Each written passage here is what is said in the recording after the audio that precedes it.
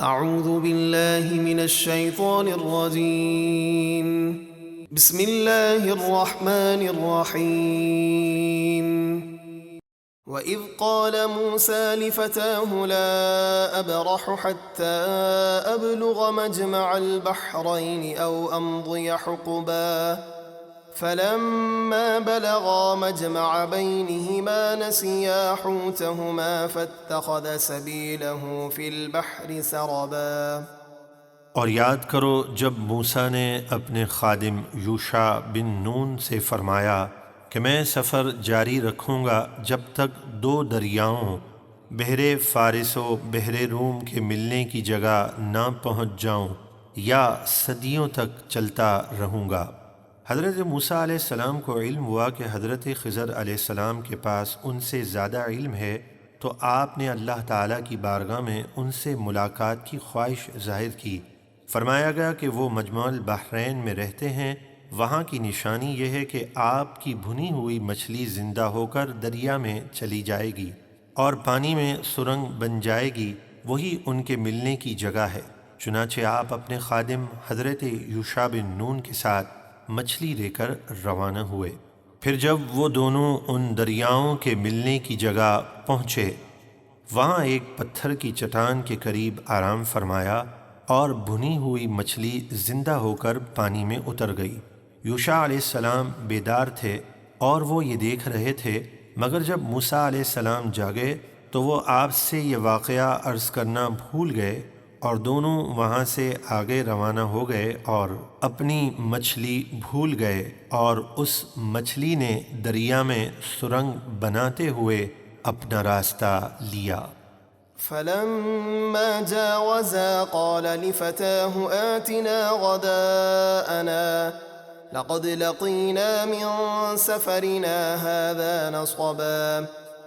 پھر جب وہ دونوں وہاں سے آگے گزر گئے تو موسیٰ نے اپنے خادم سے فرمایا، ہمارا ناشتہ لاؤ، بے شک ہم اپنے اس سفر میں بہت تھک چکے ہیں۔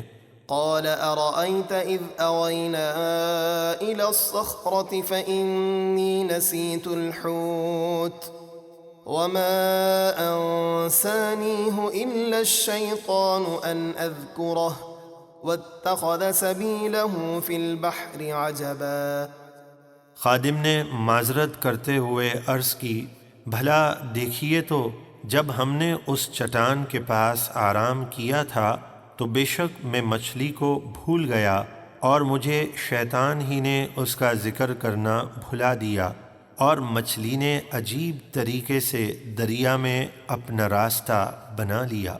قال ذلك ما كنا نبغي فارتدا على آثارهما قصصا۔ موسیٰ نے فرمایا، یہی تو وہ جگہ ہے جسے ہم تلاش کر رہے تھے، تو وہ اپنے قدموں کے نشان دیکھتے ہوئے پیچھے پلٹے۔ فوجدا عبدا من عبادنا آتيناه رحمة من عندنا وعلمناه من لدنا علما۔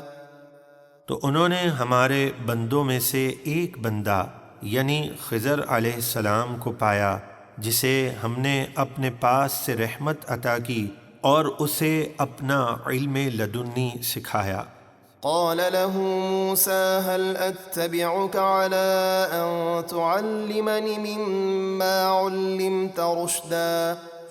موسیٰ نے ان سے فرمایا، کیا میں آپ کے ساتھ اس شرط پر رہوں کہ بھلائی حاصل کرنے کا جو علم آپ کو دیا گیا ہے مجھے بھی سکھا دیں گے؟